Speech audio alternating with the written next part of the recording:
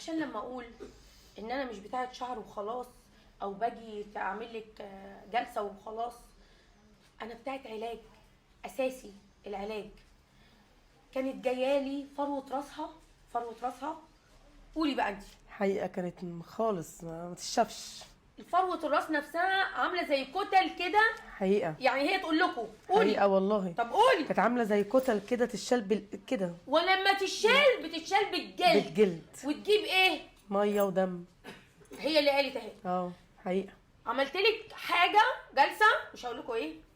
عملنا جلسه وعملنا واديتها مرهم تعملوا في البيت ادلك فيه فروة الراس. وبعد كده جيت النهارده عشان اعمل العلاج.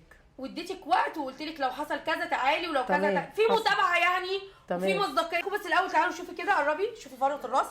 بصي فروه الراس كانت رايحه في داهيه، كانت رايحه في 60 داهيه والله العظيم. كان هنا فاضي خالص.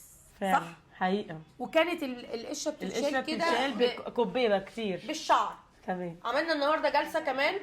يعني خدنا العلاج وتابعنا وعملنا جلسه حقيقة. ولسه هنتابع تاني عشان نقفل بقى ده، لان كان عندها هنا كمان الشعرايه لما بنغسلها لا كبشه ببعض، كانتش بتتسلك اصلا. اهو هي اللي بتقول اهو. كانتش قلت بتتسلك. حاجه انا؟ لا. قلت حاجه انا؟ انت يا ست الكل، انت جايبه بنوتك برضو بقالك معايا كام؟ 3 سنين صح؟ ايه الاخبار؟ الحمد لله والشكر لله. في حد تاني عندي قديم؟ انت يا ست الكل. هنا بتاكلي يعني مش فاضيه دلوقتي؟ لا رد عليك. قولي لي ايه الاخبار؟ بقالك معايا قد ايه؟ الحمد لله سنه وشويه. اخبار؟